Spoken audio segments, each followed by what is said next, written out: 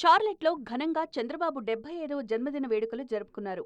చార్లెట్లోని TDP నాయకులు, కార్యకర్తలు, అభిమానులు పాల్గొని సందడి చేశారు. చార్లెట్లోని కంఫర్ట్ ఇన్స్టిట్యూట్స్లో జరిగిన ఈ వేడుకలకు భారీ సంఖ్యలో టీడీపీ నాయకులు, ఎన్ఆర్ఐలు హాజరయ్యారు.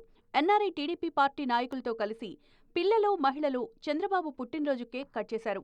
ఈ సందర్భంగా గుడివాడ శాసనసభ్యుడు, ఎన్ఆర్ఐ వెనిగళ్ల రాము మాట్లాడుతూ ముఖ్యమంత్రి చంద్రబాబు నాయుడు 75 ఏళ్లు వచ్చినప్పటికీ నేటికి 18 గంటలకు పైగా పనిచేస్తున్నారని, ఎల్లప్పుడూ ప్రజల సంక్షేమం కోసం కృషి చేసే విజనరీ ఉన్న నాయకుడని అన్నారు.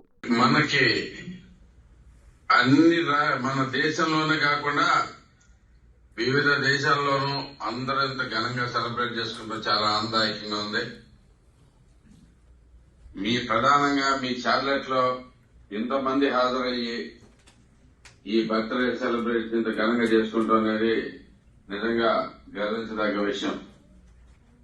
ఇవాళ చూసుకుంటే చంద్రబాబు నాయుడు గారు మనకంతా ఆయన ఎప్పుడు చెప్తా ఉంటారు, తెలుగు ప్రజలకు రుణపడి ఉంటాను, నేను రుణపడి ఉంటాను అని చెప్పి.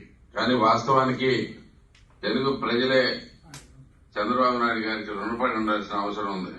ఒక్కసారి కాదు, ఎన్నోసార్లు ప్రజలకి అవసరం వచ్చిన ప్రతిసారి నేను ముందున్నానని చెప్పేసి ఆయన ముందుకొచ్చి మన కోసం పనిచేసిన అత్యంత ప్రతిభావంతులైన రాజకీయ నాయకుల్లో ఆయన ఫస్ట్ ప్లేస్ ఉంటారు. దాంట్లో ఎక్కడా తేడా లేదు.